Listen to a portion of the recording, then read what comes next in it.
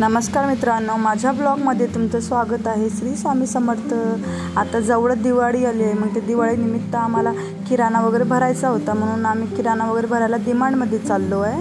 त्यासाठी मग आम्ही अर्ध्या मधापर्यंत आलो आहे। आता डिमांडमध्ये लगेच जाऊ, पण आम्हाला ना ट्रॅफिकच लागलेली आहे, खूप गर्दी होती। आभाळ पण आलेला होता, पाऊस वगैरे येतो असं वाटत होतं, पाऊस वगैरे काही आला नाही। मग आम्ही मध्येच गाडी वगैरे थांबवली।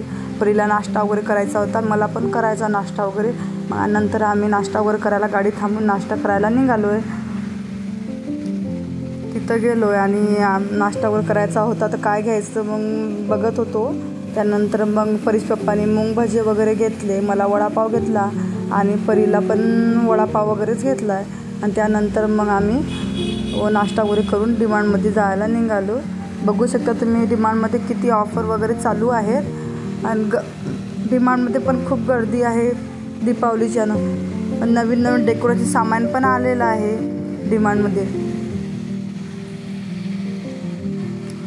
छान छान सामान आलेलं, गिफ्ट वगैरे पण छान आलेले आहेत।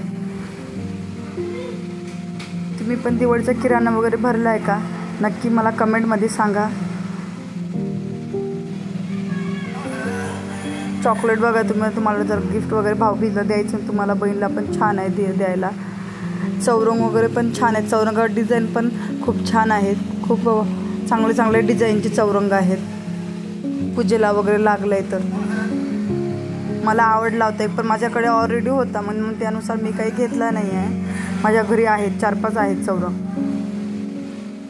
आधी सर्व बघून घेतलं आणि त्यानंतर मग सामान वगैरे घ्यायला निघालो आम्ही। परीला वरती बसून दिलं, नाही तर इकडे तिकडे जाता येईल ते सामान वगैरे घ्यायला। नंतर मग आम्ही सामान घ्यायला सुरुवात केली। आधी चकलीचं पीठ वगैरे, चिवडा मसाला वगैरे घेऊन घेतला, जे लागतंय ते।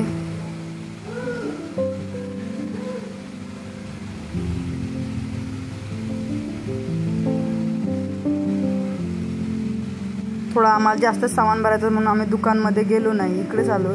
बघा एवढं सामान वगैरे झालं तरी आमचं राहिलंच होतं अजून सामान घ्यायचं। मग हळूहळू आम्ही सामान वगैरे घेतलं आणि रांगोळीचे डिझाईन वगैरे काढायचं पण खूप छान आलं होते। रांगोळीचे पीठ पण छान छान कलर होते।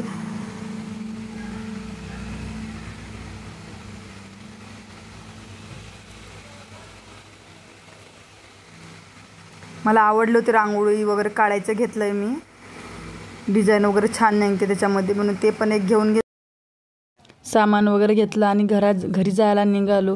माझा व्हिडिओ तुम्हाला कसा वाटला नक्की कमेंट करून सांगा आणि सबस्क्राईब करायला विसरू नका।